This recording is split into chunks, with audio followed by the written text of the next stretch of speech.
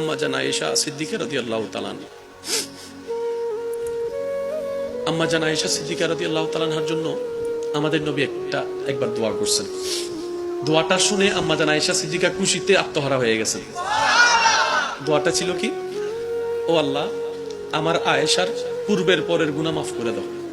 বাস দোয়া এতটুকু। ও আল্লাহ, আমার আয়েশার পূর্বের পরের গুনাহ মাফ করে দাও।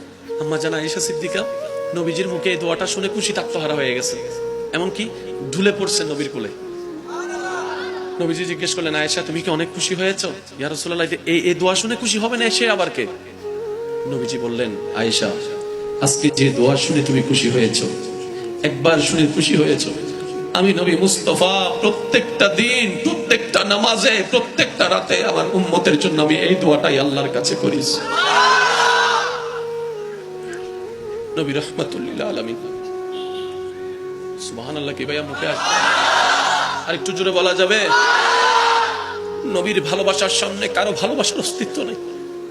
আজকে আমরা এত পিছিয়ে আছি কেন জানেন? আজকে আমাদের অন্তরে এত অশান্তি কেন? যে জায়গাটা যার, তাকে না দিয়ে অন্যকে দিয়ে বসে আছে। মনে রাখবেন আমার যুবক ভাইয়েরা, আমার বোনেরা, মানেন কিংবা না মানেন আপনার ব্যক্তিগত ব্যাপার, কিন্তু রবের সিদ্ধান্ত কখনো পাল্টাবে না। এটা আল্লাহ এবং রসুলের, এটা আল্লাহ এবং রসুলের, এটা আল্লাহ এবং রসুলের, এটা আল্লাহ এবং রসুলের।